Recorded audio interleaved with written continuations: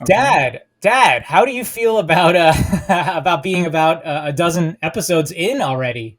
I feel very good about that, John. I'm truly excited, but I'm going to feel even better once I start drinking this lovely Paul John Nirvana single malt whiskey.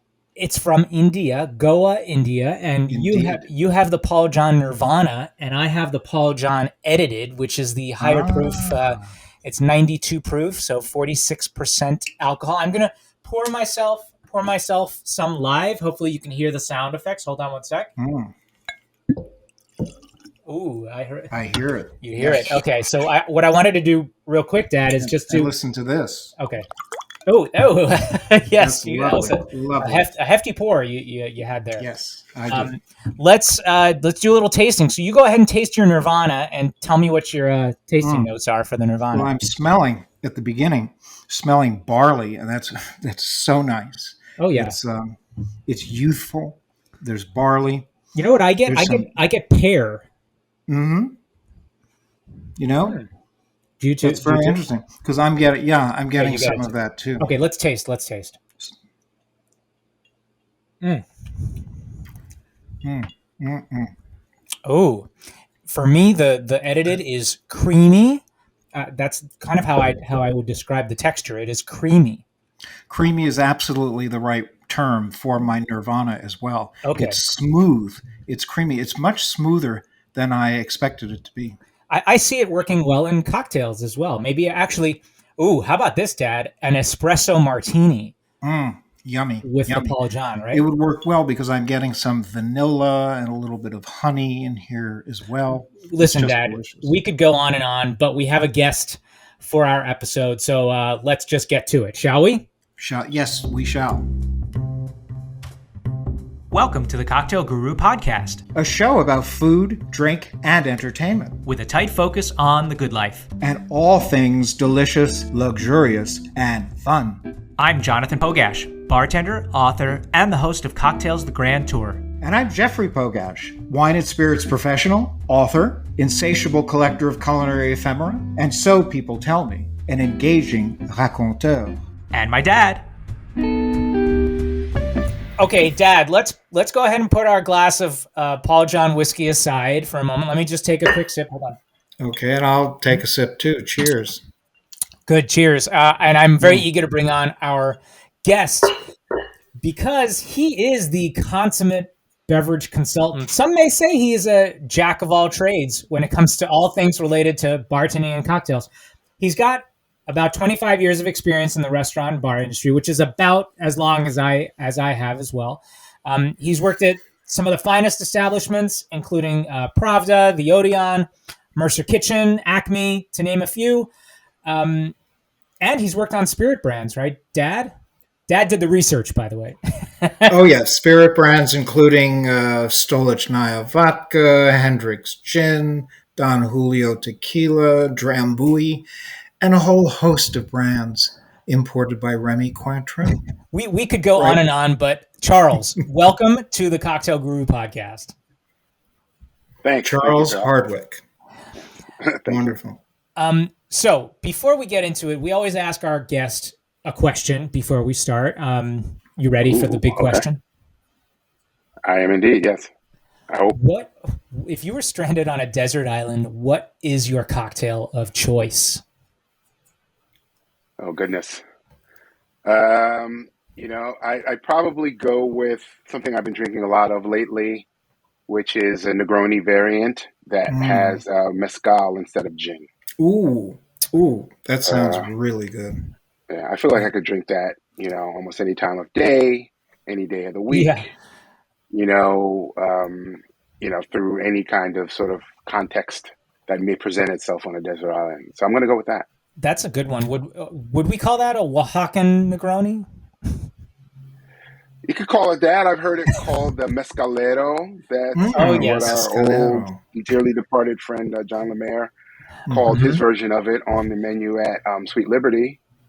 So, if I'm moving around in circles where I feel like they may have come into contact with that place, or if I'm lucky enough to be at Sweet Liberty, then that's what I'm ordering.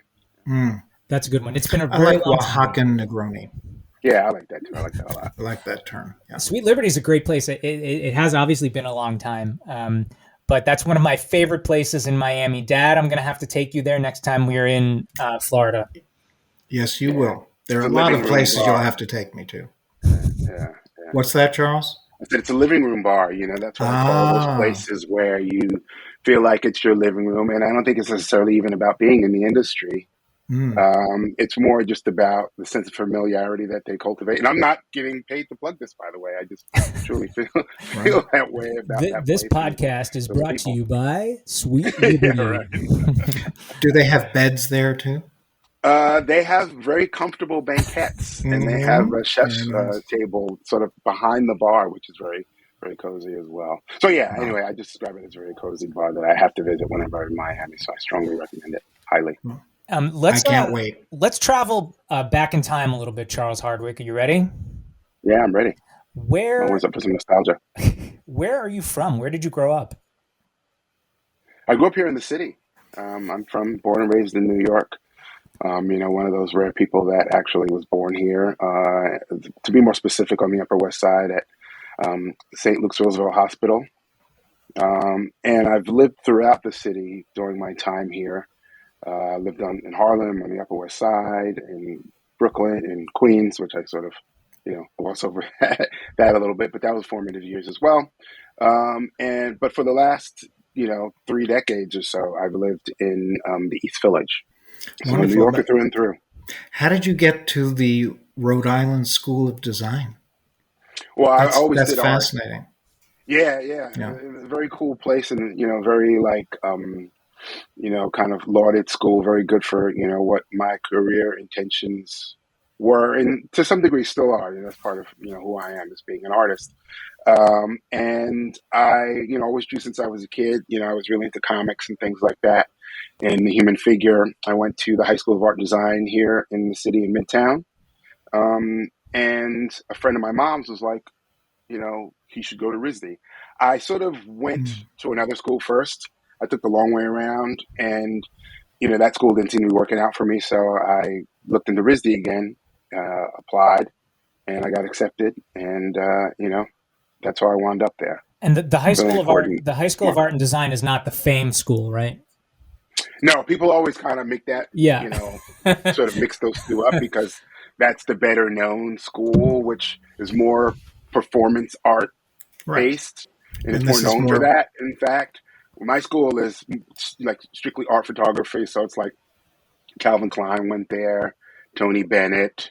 We have our own, roster of famous people that went there. It used to be called the School of Industrial Art first, and then around in the 50s or something, they changed it to the High School of Art and Design. But, we're in sort of Midtown on 2nd Avenue, actually just off of 2nd Avenue since they moved. But yeah, it's not the FAME school, but it is the art school. Fine art school. It's fine. And was it illustration? And commercial arts though too. Mm-hmm. Commercial. Oh yeah. It was it really covered a wide range of styles of art. It's really kind of it's a specialized high school. That's what those kind of segment of high schools are called. You have to take a kind of a test to go to them. Sure. Still, they may be changing that. I don't think they'll change it for art and design because art really is a discipline that you have to have certain talent in, which is maybe a little bit different than academics. But they were all lumped together. So like Stuyvesant, what's the one in Brooklyn? I can't think of it. Brooklyn Science, Bronx Science, Brooklyn Tech, Art and Design. I don't remember whether Performing Arts was on there actually, but I guess it was. So you had to take a test to go there, and that's how I wound up going there. So you said you were interested in comic books in particular. Yeah. So was it illustration that you were studying in Rhode Island? Yeah, eventually. No. Yeah, they had this cool thing that they did at Art and Design where you actually went through your first year there. You went through a rotation of different areas. So like draftsmanship, like really like drafting, like, mechanical drafting, printmaking, photography, all those different things like that. Commercial art, much more commercial art. And then that gave you an opportunity to make a more informed decision as to what you were going to focus on. So it was kind of like a little mini college, but it was high school because at RISD they had a similar program. They don't want someone just being narrow in the thing, well, this is what I've always done, so I'm going to become this type of artist. It was like, well, we'll expose you to these different things, and then you can really make a more informed decision about what kind of art you want to pursue. So art and design was that way as well. Eventually, I did wind up, though, doing cartooning. It was called, the class was called cartooning. Mm-hmm. Shout out to Mr. Ferguson, my cartooning teacher, R.I.P. He was, a real mentor to me as well. So I'm sure Mr. Ferguson is listening to the Cocktail Guru podcast right now. And somewhere he's not. It's something. Yes, his wings flap or something, fluttered, I should say. Yeah. His wings. Well, how the heck did you get from Rhode Island School of Design, where you were studying art illustration, to the art of bartending? Wait, let me try to guess. Did you bartend while you were in school? No. I actually was working as an artist. There used to be this really cool place on Broadway, just below Astor Place, called Unique Clothing Warehouse. And there was a cool little strip there of all these very interesting arty clothing stores. And Unique was the largest one.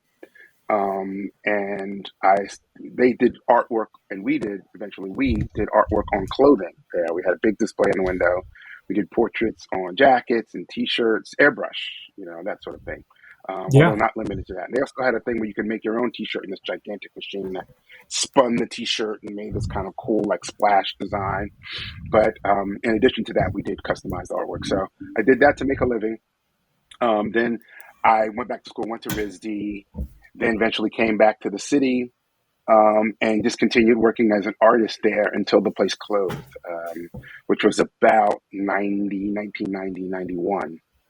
So I actually started bartending just a little bit, been bartending a little bit longer than 25 years. It's been about 30 years. I think this year will be the 31st.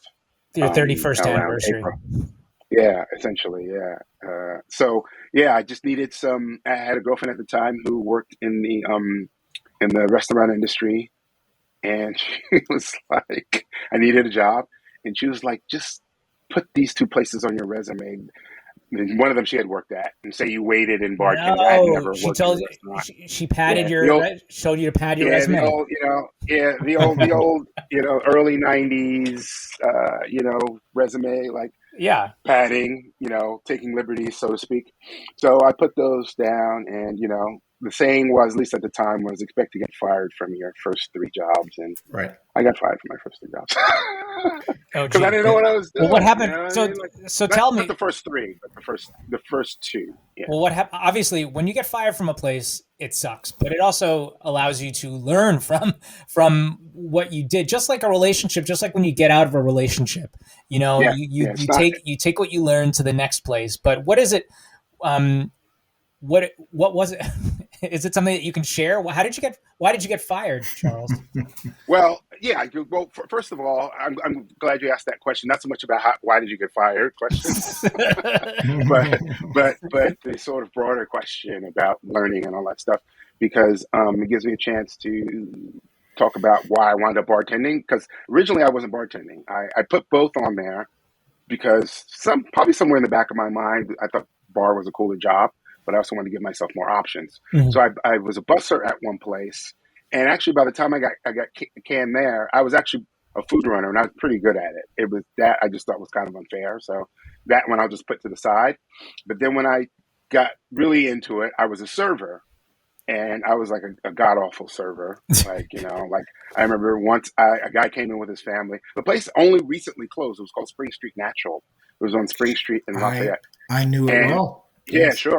Yeah. Like, one of the first kind of like healthy kind of places to eat. Yeah. And this guy was there with his family, and I was so in the weeds. And this is like old fashioned. You write the dupes. You have to walk into the kitchen. The place was huge. Oh yeah. So you had to walk all the way. You had to walk like a mile into the kitchen and stick it in the window and then go back, and I had like 10 tables. It was like crazy.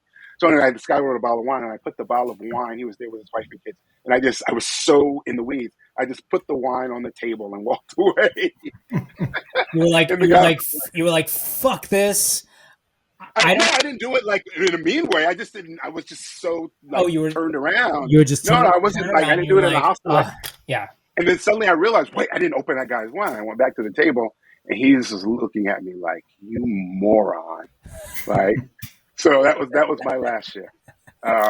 But I, in the course of working and then trailing at some places before I found another landing spot, I'd always noticed the bartender was had this level of independence and was doing their own thing, and they had a certain kind of authority, if you will, and autonomy, and that intrigued me.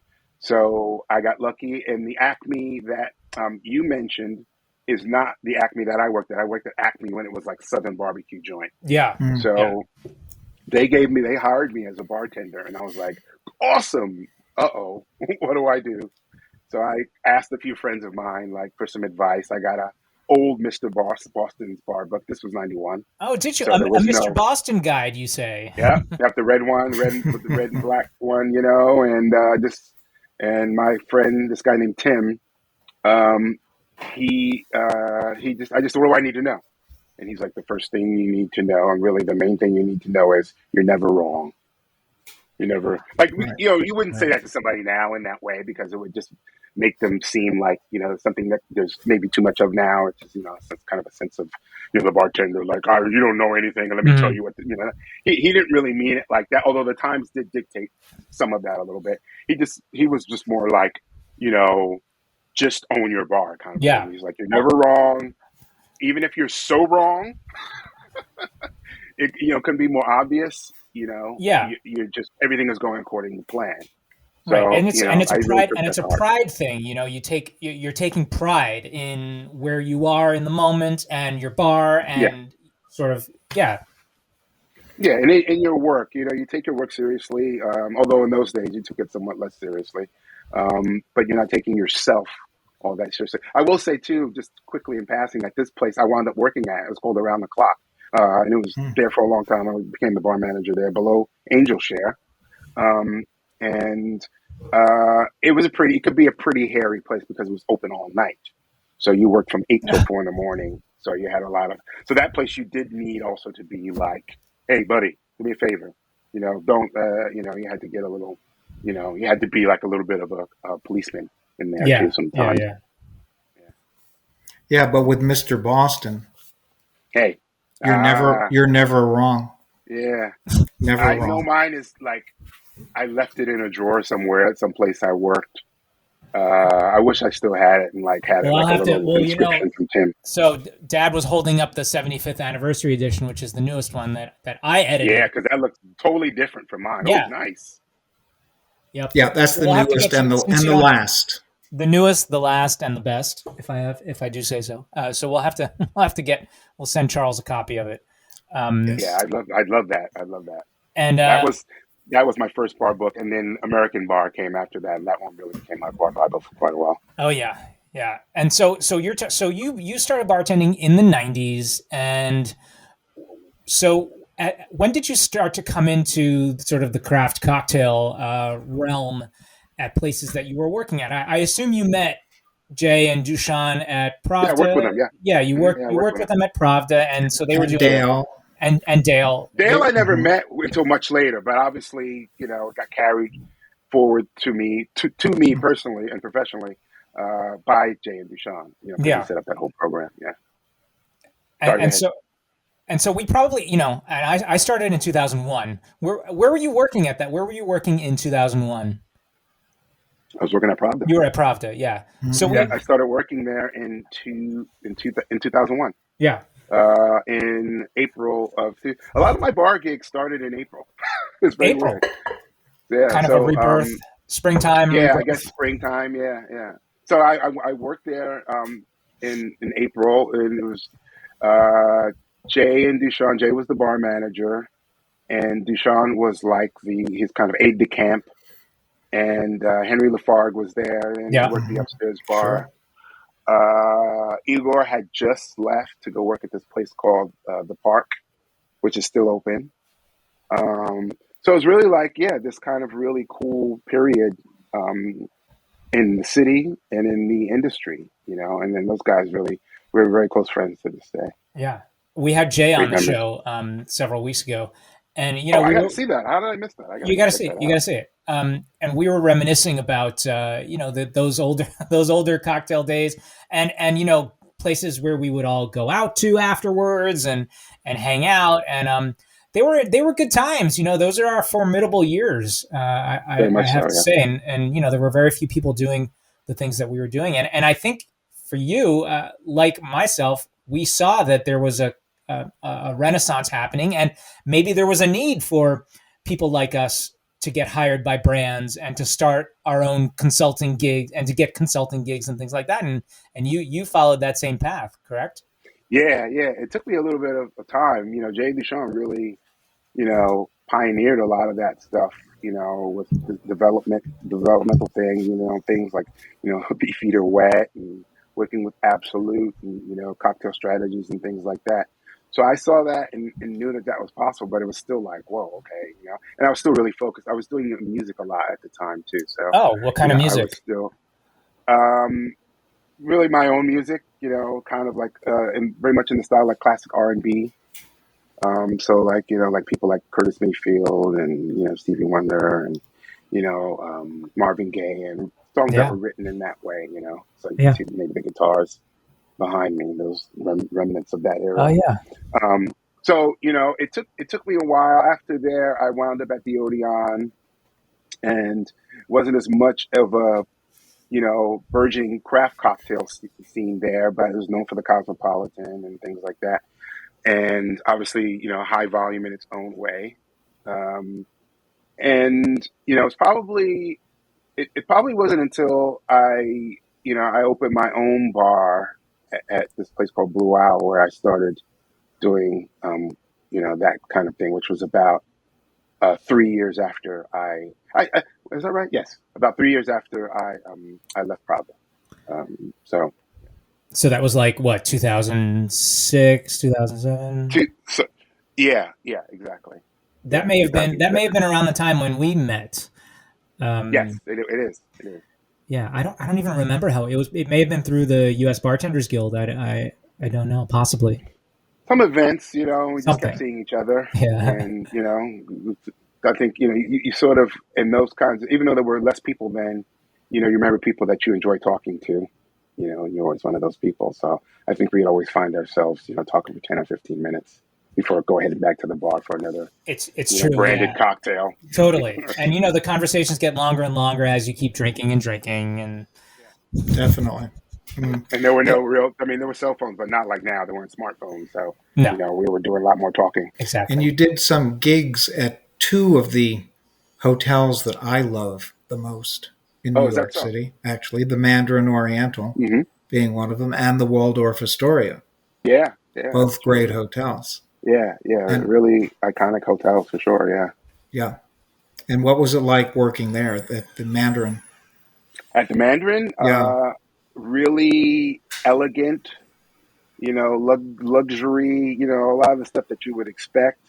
It was a partnership with a brand and a group out of Chicago called the Alinea Group.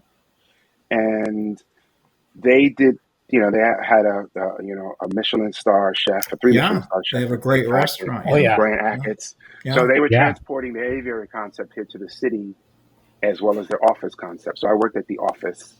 So, it was a kind of a synergy that occurred there, at least at its best. It was a synergy of this very elegant, as I said, luxurious, we never say no, 5-star hotel service with, a 3-star, ideally a 3-star culinary experience.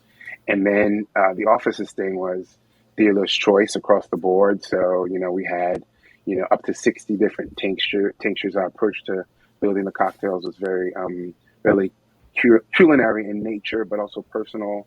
A lot of pairings going on with the food there when people would get these pairings. Vintage spirits. So we had these vintage cocktail tasting menus. We called them dusty bottles. And in the clientele, we're talking about, heads of state and, enormously wealthy people who, no matter where they go in the world, they always stay at the Mandarin Oriental, what we call high touch guests. So a lot of those people. So that presented its own unique set of challenges, but also it was a union environment too, which was my second union stint. So, that was unique. It was unique in that way as well. I remember I worked at a union establishment too, what was it? Hotel Employee, Restaurant Employee International Union, HEREIU, which was.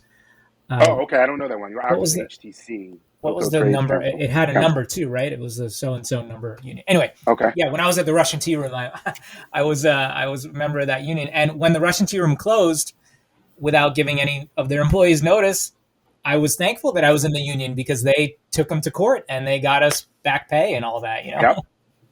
I've become a union man. Not like in the ways that a lot of people may view as problematic, and I understand that, but in terms of labor and labor protections and things like that, because having worked in restaurants for so long, and just seen the kind of various forms that worker exploitation can take, it was really, really great to see and to have the union there to support us, when we needed just an issue, or something came up, or even just for things like getting sick, just the most basic of things. You're getting paid.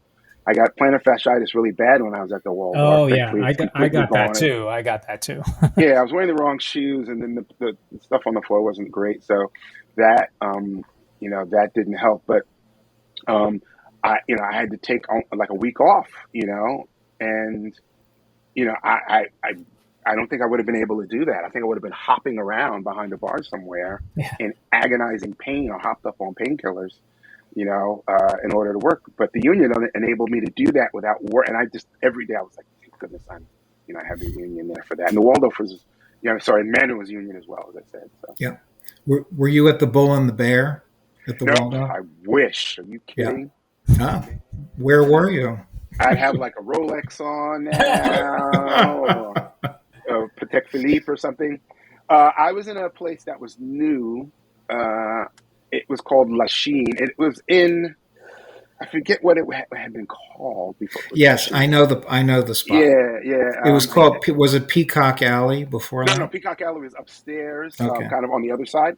Mm-hmm. That stayed there until the end. But this place was called La Chine because after the place got bought by this Chinese insurance company called Ang Bang, the chairman of the company wanted to build out the finest Chinese restaurant in the country. He wanted to put that in the Waldorf.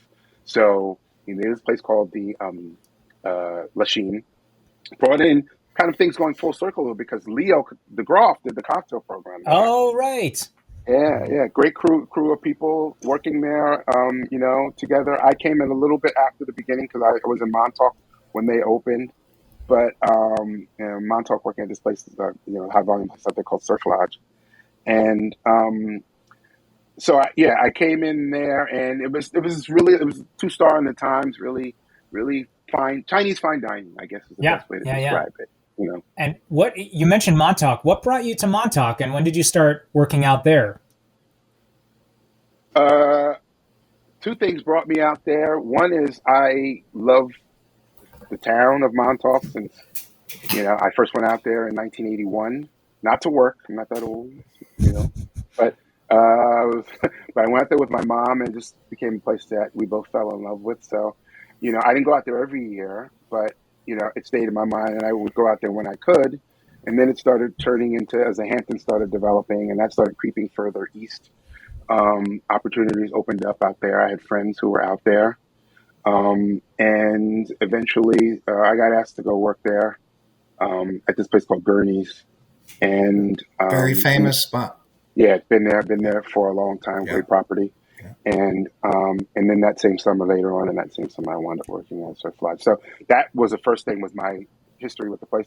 And the other thing is you can make tons of money out there. Oh, tell me about it. When I was actually, you probably remember the Trummers, right, Albert? You probably ran into Albert and Stefan. Sure, so yeah, I met him. Albert is one of the ones who took me under his wings when I started working at Town Restaurant. And so when he left Town, he opened up Trummer Home in Greenport. This was probably like 2007. And so I was doing that. I was bartending full-time during the week and then leaving on the bus Friday, getting there Friday night, bartending Friday, Saturday night in Greenport, and then taking the bus back. And that's really when I was just raking it in. I mean, seriously. Yeah, no, you do that seasonally, man, and you can you could stack some serious chips if you play your hand correctly. Yep. And you go out there, you're going to be working, you're going to be spread pretty thin, especially if you go back and forth like you were doing. But, if you pick the right spot and you grind, you can really make it really worth your while going out there and doing it. So that's why I went. Those two reasons are the reasons why I went. And it was, overall, experience that I have, fond memories of. And you created a consulting company too, DrinkMärkt. Drinkmärkt. Right, Drinkmärkt. Yes, Drinkmärkt. And so I assume you're consulting now, and maybe you've got some things coming up. Well, at the moment, I'm trying to think. Do I have any?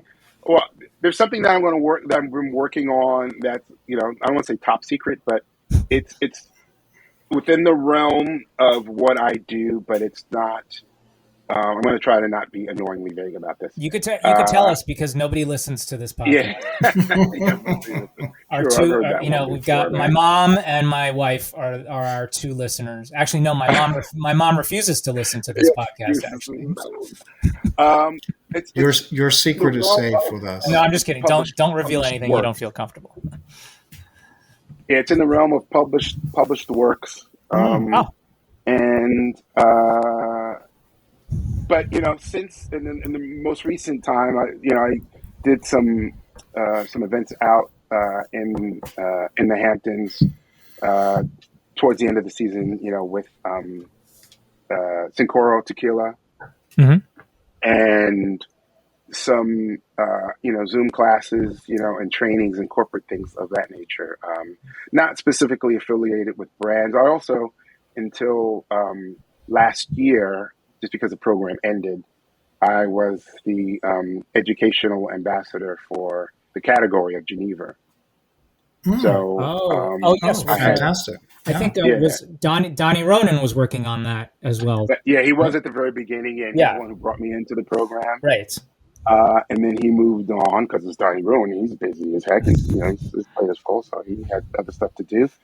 And then I stayed on. It lasted about 3 years, and there were 6 different brands that I work with, all different styles of genever, both styles, I should say, and a lot of different levels of malt percentages and things like that.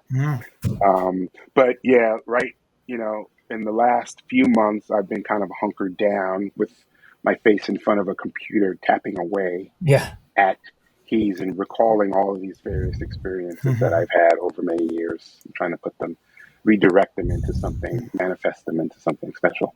And we really love being able to interview our friends, if only just to be able to see your faces, even though it's on a computer, but also to reminisce and to chat about what we're doing and what we're doing moving forward. And hopefully we'll just sit down. Next time I'm in New York, I will definitely. Yeah, where are you? Where am I? Who knows? I'm in an undisclosed bunker in the middle of wherever. No, I'm in Southeast Massachusetts, actually not too far from Providence, Rhode Island. Okay. So, and Dad is in New Jersey. So, can you do me a favor? Because I left a pair of socks in my dorm. Yeah. Up for me. I'll get right on. Yep, I'll get right on. I'm gonna go right after the show, and I'll go get them. I'll even wash them for you. Appreciate it. This has been great, Charles Hardwick. Thank you so much for being a guest on our our little podcast here. Thank you very much, Charles. Thank you. It's great to see you. Good to see you. Pleasure. This St. Patrick's Day, celebrate with Tullamore D.E.W Irish Whisky, the original triple blended, triple distilled, smooth sipping Irish whiskey. Drink as the Irish do, raising a do and a brew and a toast to good friends and company. May you work like you don't need the money, love like you've never been hurt, dance like no one is watching, and live every day as if it was St. Patrick's Day. Tullamore D.E.W Irish Whisky. Glasses up to responsible drinking. Tullamore D.E.W is imported by William Grant & Sons Inc., New York. That does it for today's show. To learn more about future guests, visit thecocktailguru.com or follow us on Facebook, Twitter, or Instagram. The Cocktail Guru podcast is produced by First Reel Entertainment and distributed by EatsDrinksTV, a service of the Center for Culinary Culture, home of the Cocktail Collection, and is available via Anchor, Spotify, Apple, Google, and wherever fine podcasts can be heard.